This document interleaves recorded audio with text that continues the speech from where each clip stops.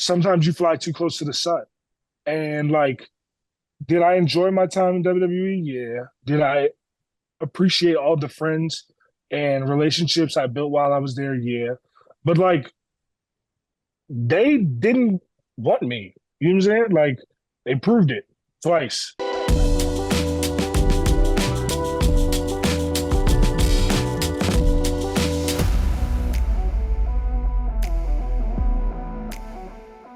Another person who was let go was Macey Estrella, Lacey Evans. And Mhm. she came out and said that WWE was not her passion, something that, went viral on Twitter. What was your whole fandom like? As a fan, what era of WWE did you start off with? And was that a passion of yours? Did you want to become the biggest wrestler in the world when you signed on? Yeah, WWE has always been my passion. When I was in the NFL, I wanted to be in WWE. Now that sounds ridiculous to a lot of people, but it's the truth. And there's more than enough interviews. Go look up Omar Kelly's interview of me when I'm on the Miami Dolphins in 2013, saying the exact same thing. Right? This is 7 years before I signed with WWE. Go look up a Glenn Clark interview of me saying the exact same thing in 2000 and I want to say 11 at the University of Maryland. It's always been a passion of mine. It's always something I wanted to do. But it's one of those things is like sometimes you fly too close to the sun. And like, did I enjoy my time in WWE? Yeah. Did I appreciate all the friends and relationships I built while I was there? Yeah. But like, they didn't want me. You know what I'm saying? Like, they proved it twice. So it's like, I'm not the kind of guy that's gonna keep going back to my ex-girlfriend and telling her how much I miss her. If you don't need me, then that's cool, bro. I hope it works out for you, cause I'm gonna be all right. You know what I'm saying? And to Macy's credit, she gets a lot of flack online, but in person, she was genuinely one of the nicest people that I had to deal with during my time in WWE. And it's funny because like she said that WWE wasn't her passion. And I know what she means by that, but as hard as she worked, it had to be.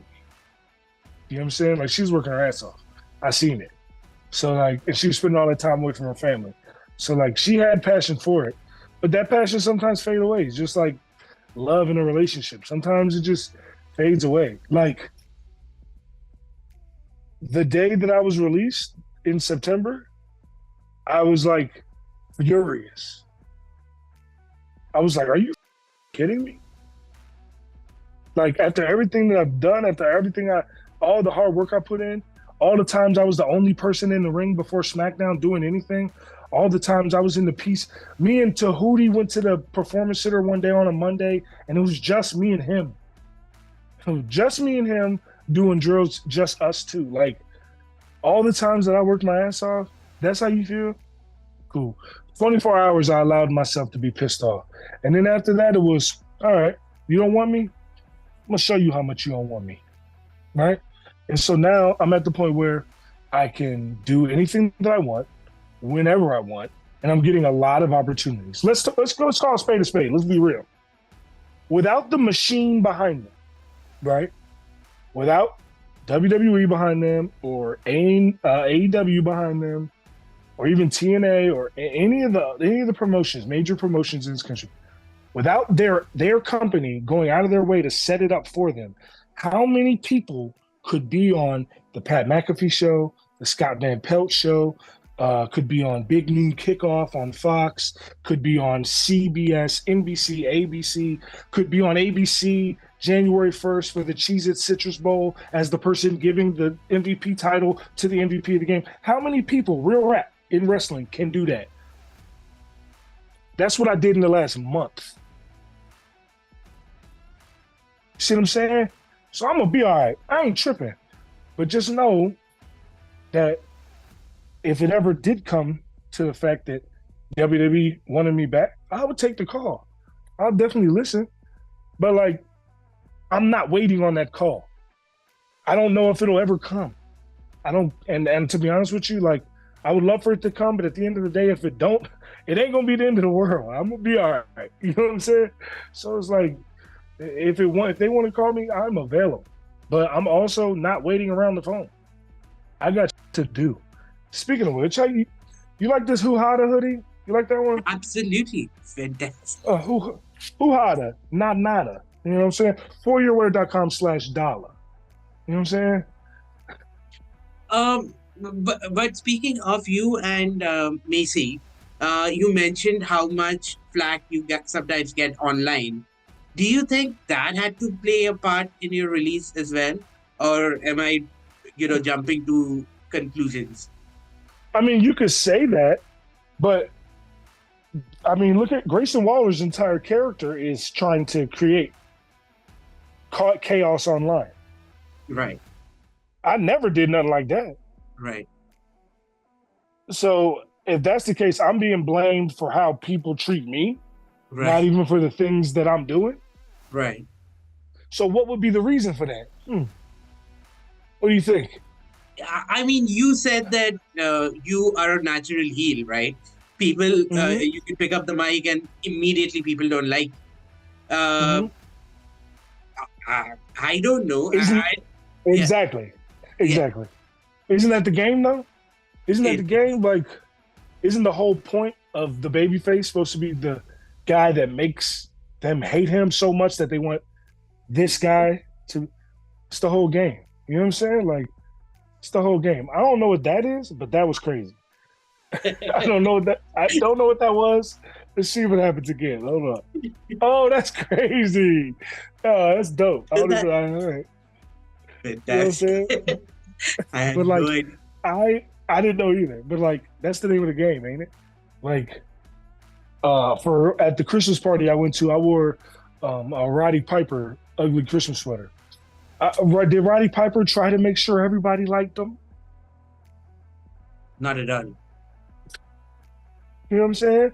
Like, no, you need heels. I'm a genuinely good person. How many other wrestlers had canned food drives for homeless kids this year? Right. I'll wait. Exactly. You know what I'm saying?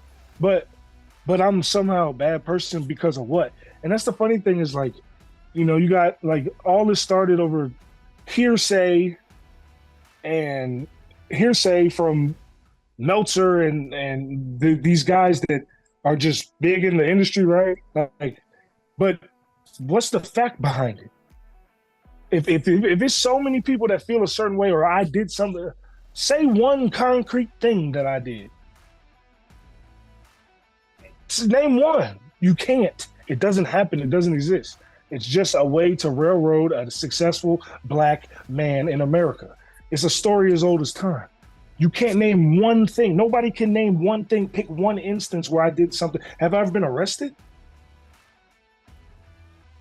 Have I ever been disrespectful of someone's sexual orientation or religion on the internet? No idea, man. No. Yeah. Like, what have I ever done? So if you don't have any reason for these people to say the things that they say that I'm doing, it kind of sounds like to me. I mean, the good thing is now that I'm not in WWE is I don't have to play Mr. Nice Guy no more. I can be open and say exactly what I feel and what I think. All of that narrative is all of it perpetrated by the same people who always perpetrate.